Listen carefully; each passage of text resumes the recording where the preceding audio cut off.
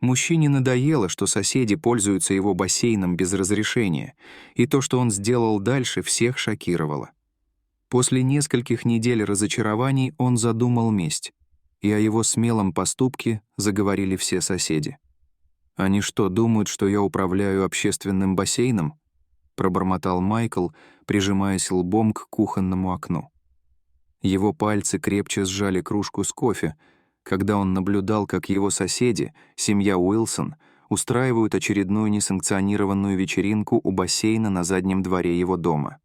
Был субботний день, и в то время как большинство людей наслаждались своими выходными, Майкл только что вернулся после особенно напряженной недели в бухгалтерской фирме, где он работал.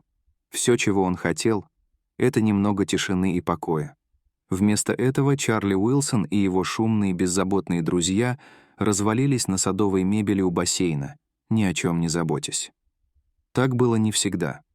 Майкл, 40-летний мужчина, который жил один после развода, был в восторге, когда купил дом в этом тихом районе. Это был дом его мечты.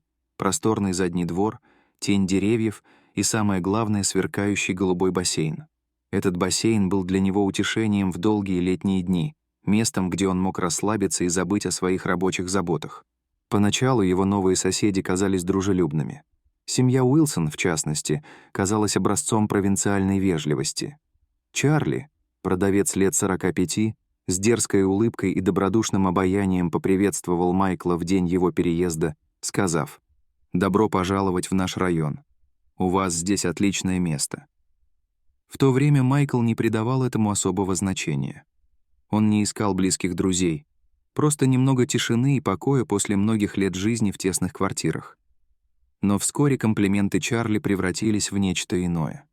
Сначала это были соседские дети, подростки, которые, когда Майкла не было дома, перепрыгивали через низкий забор, окружавший его участок, и тайком купались, пока Майкл был на работе.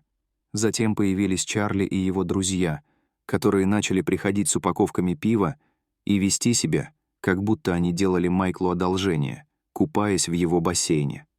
Чарли всегда с улыбкой отмахивался от любых жалоб, говоря: «Да ладно, чувак, что в этом такого?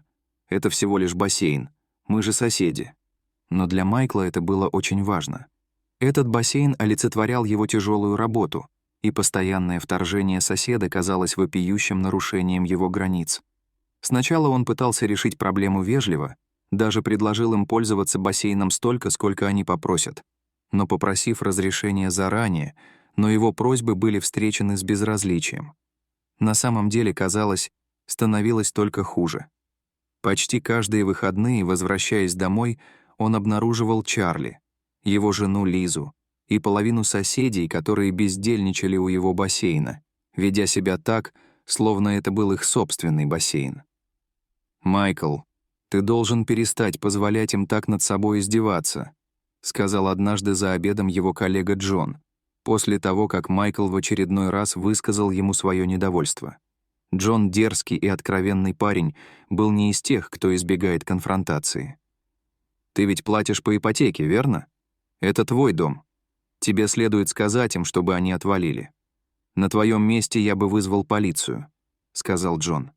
Майкл подумал об этом.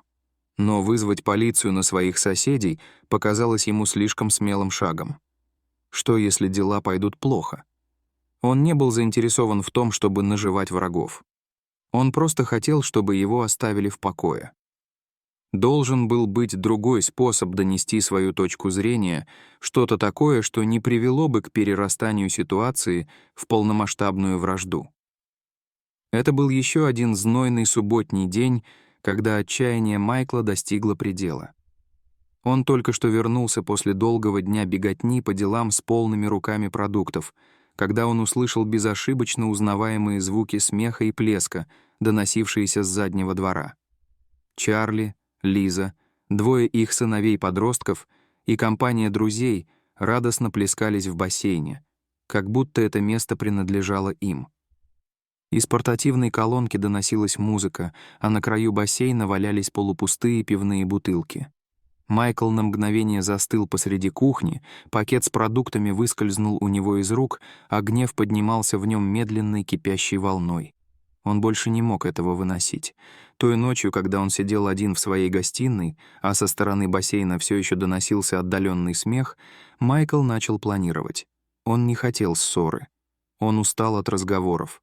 Ему нужно было что-то большее. Что-то, что дало бы четкий сигнал, который они не смогли бы проигнорировать. Майкл был очень дотошным человеком, и в тот вечер он внимательно изучал статьи в интернете, изучая химикаты для бассейнов, уход за водой и правила техники безопасности.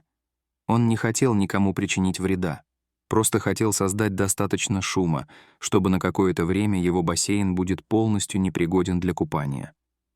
Он узнал о балансе содержания хлора и о так называемом суперхлорировании, которое может сделать воду мутной и непригодной для купания в течение нескольких дней. Именно тогда ему в голову пришла идея — безобидный розыгрыш, из-за которого бассейн выглядел бы опасным, но на самом деле был совершенно безопасным.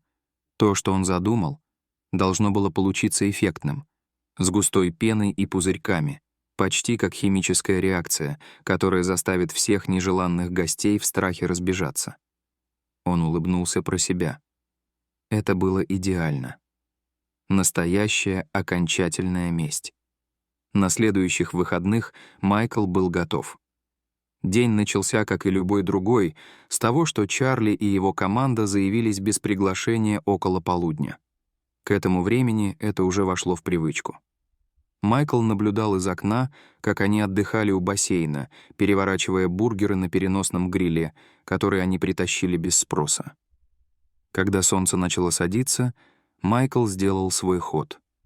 Он небрежно направился к своему сараю, делая вид, что ищет что-то, хотя на самом деле он брал синюю чашку, которую ранее в тот день наполнил смесью химикатов. Смесь была безвредной, но она была разработанной таким образом, чтобы на поверхности бассейна образовывался толстый слой пены, из-за чего казалось, что с водой что-то случилось. С чашей в руке Майкл направился к бассейну, стараясь не привлекать к себе внимания, пока не достиг края.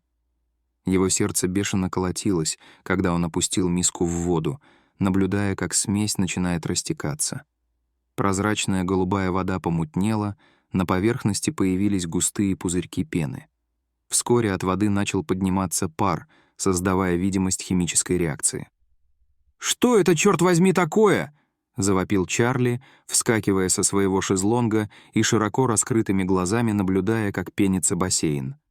Гости собрались вокруг, в ужасе глядя на густую белую пену, которая быстро покрывала весь бассейн. Майкл отступил назад, скрестив руки на груди, притворяясь обеспокоенным. «Должно быть, это химический дисбаланс», — сказал он, качая головой. «Это может быть опасно. Вам лучше некоторое время держаться подальше от воды». На лице Чарли отразились шок и подозрение. Он взглянул на Майкла, словно пытаясь понять, не розыгрыш ли это, но сказать ему было нечего. Бассейн, очевидно, был непригоден для использования, и он никак не мог доказать, что Майкл что-то сделал. Гости поспешно собрали свои вещи и ушли, бормоча жалобы на ходу. Чарли еще немного постоял у бассейна, глядя на пенистую воду, прежде чем, не сказав ни слова, удалиться. Всю следующую неделю Майкл наслаждался тишиной и спокойствием, которых так долго ждал. Соседи держались подальше, не зная, что именно произошло, но были достаточно осторожны, чтобы оставить Майкла и его бассейн в покое. Но Майкл знал, что это не продлится вечно. Чарли был не из тех, кто легко спускает такое с рук. И действительно, на следующих выходных Чарли появился у входной двери Майкла, скрестив руки на груди и разочарованно сжав челюсти. «Что ты сделал с бассейном?» — спросил Чарли тихим, но обвиняющим голосом. Майкл сохранял нейтральное выражение лица, делая вид, что не понимает. «Это всего лишь обслуживание бассейна, Чарли. Знаешь, такое случается. Я просто пытаюсь позаботиться о своей собственности», — сказал Майкл. Чарли долго смотрел на него, явно пытаясь решить, стоит ли настаивать на своем. Но что он мог сделать? У него не было доказательств, и не было никакой возможности заставить Майкла снова разрешить им пользоваться бассейном. Наконец Чарли покачал головой и ушел, не сказав больше ни слова. Майкл смотрел ему вслед с легкой, довольной улыбкой на лице. В последующие недели задний двор Майкла снова превратился в тихую гавань. Соседи, явно напуганные инцидентом с бассейном, перестали относиться к нему как к общественному благу. Подростки перестали прокрадываться внутрь, а Чарли и его друзья больше не бездельничали без разрешения. Впервые за несколько месяцев Майкл почувствовал, что его дом снова по-настоящему принадлежит ему. Но со временем он начал понимать, что не хочет быть полностью изолированным от своих соседей. Несмотря на неприятности, которые доставил Чарли и его семья, Майкл не был мстительным человеком. Он просто хотел уважения и соблюдения границ. Поэтому спустя месяц после инцидента Майкл решил протянуть руку дружбы. Он планировал устроить небольшое барбекю, пригласив нескольких соседей на бургеры и напитки. Он ясно дал понять, что вход в бассейн по-прежнему запрещен без разрешения, но он надеялся, что, пригласив их в свое пространство на его собственных условиях, они начнут понимать важность уважения его границ. Неожиданно Чарли появился. Он не был таким громким и высокомерным, как раньше. На самом деле, он казался почти робким, вяло извиняясь за то, что все вышло из-под контроля. «Послушай, чувак», — сказал Чарли, когда они стояли у гриля, «я не хотел создавать проблем. Я думаю, мы просто слишком расслабились». Майкл кивнул. «Я понял. Но это мое место. Я упорно трудился ради этого, и мне нужно, чтобы вы уважали это». Чарли кивнул в ответ, и хотя они не были настоящими друзьями, между ними возникло взаимопонимание. Напряжение, которое когда-то витало в воздухе между ними, начало спадать. После того барбекю, на котором Майкл установил правила поведения в бассейне, Чарли, казалось, изменился. Больше не было ни неожиданных визитов, ни шумных вечеринок у бассейна, и даже подростки по соседству перестали тайком пробираться туда. Дорогие зрители, как вы думаете, справедливо ли, чтобы соседи пользовались чужим бассейном без разрешения? Расскажите, пожалуйста, в комментариях. А если вам понравилось это видео, то ставьте лайк и подписывайтесь на наш канал. До свидания.